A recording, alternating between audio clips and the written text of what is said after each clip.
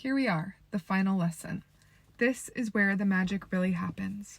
So far, we've covered a brief history of journaling and its benefits. We've talked in depth about basic journaling supplies. You have a couple of different journaling methods up your sleeve. You know how to get started and how to make it personal. But now it's time to talk about how you can use your book to change every aspect of your life.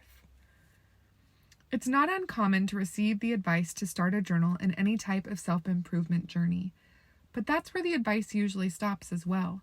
How do we actually use a journal to get better? Here's what I do and how I use my book. First, when I'm setting up my book, I also take a couple of days to write down all of the things I want to do. What I want my days to look like, what kind of mom I want to be, things I want to do by myself or with my family. I write down everything, usually on a spread as a list, or sometimes mind map style. I like to take my time and write down anything that pops up, even if it feels a little silly. Sometimes writing it down to honor it is enough. Once you have enough written down, you can organize them into categories and more solid goals. Having a target lets you know what you're aiming at and keeps you from wandering around in circles. But just because it's written down and organized doesn't mean that you'll actually automatically get what you want. This is just the first step.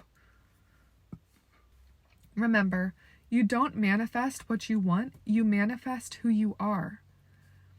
Knowing who you want to be will help you understand what you need to do. And once you start doing all of the things the person you want to be does, you'll soon find that you have everything you've ever wanted to. You become your ideal self by showing up as her every single day. Often we get it backwards. We see other people and want what they have. We think if we can only get what they have, we'll get closer to being more like them. But that's simply not the case. Maybe we've secretly always wanted to be a photographer or artist, so we go out and get the expensive camera or get all of the art supplies, but having those things get us no closer to our goal. The camera sits in its bag and the art supplies stay neatly organized, taunting us. And sometimes we think if we do this, and that, we'll get closer to being the person we want to be, but that's not right either. We run around doing all of the things, but imposter syndrome creeps in. We feel unfulfilled and burnt out. This isn't good either.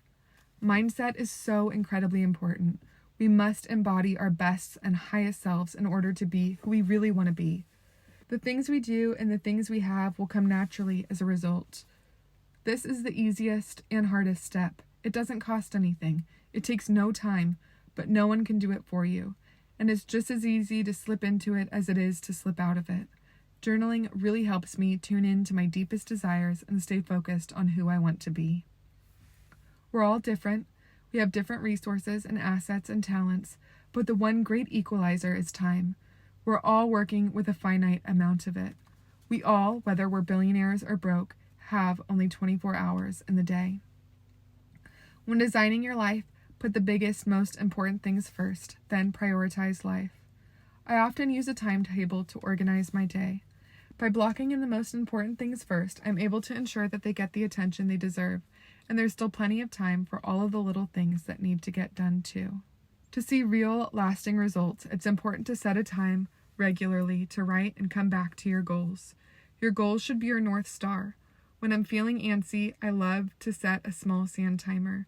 I tell myself I'll only write until it runs out, but when I look up, the sand is nestled at the bottom of the glass and I still have plenty more to write. Sometimes I use this time to set goals, personal growth, development, health, fitness, anything, and make lists. Treat it like an experiment and don't beat yourself up if you don't tick them all off. Sometimes it's best to aim low. What's the least you could do to be who you want to be?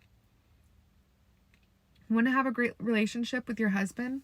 What's the least you could do to make that happen? What's the least you could do to make you feel like a good mom every day or to excel at work? This should be your baseline. If you do the very least every day, you'll be making real progress instead of aiming so high your arrow comes right back down and hits you and prevents you from ever getting started.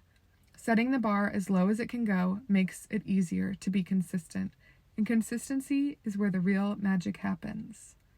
Speaking of consistency, this is why I only use one book. You could organize your life into a planner and a journal in your phone's calendar and a sketchbook, but spreading it out all over the place gets confusing and doesn't show clear progress like sticking with one book does. When trying to improve any area of my life, I always treat it like an experiment. This really helps with my mindset if things don't work out how I expect, and they rarely ever do. Get a little nerdy and use the scientific method. Record your question and hypothesis. Write down any materials or tools you'll be using and the steps for the procedure. Write down your observations, and finally, your conclusion. The following are ideas on how to use a journal to improve your health, wealth, and relationships. Getting familiar with your current habits is the first step to creating lasting change. Journaling for health. Write down what you eat and how it made you feel when you ate it and where you were when you ate it.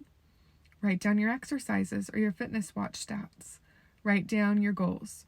Write down the medications you take and how they make you feel. Journaling for work. Write down your goals. Write down your projects and deadlines. Write down your meeting notes. Write down your tasks. Practice interstitial journaling. Jot down your ideas. Journaling for home and family. Keep a cleaning log. Write down the sweet things that happened today or your children's milestones. Meal plan. Keep a rolling grocery list. Write your kids' friends' names and their parents' names down.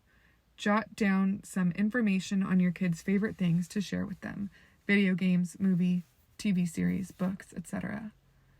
If you don't have a lot of time, start with lists and logs. Log your reading time. Make a list of the things you're grateful for. Write down a few thoughts from your devotionals in the morning. List your favorite part of the day, or the peak and pit of it.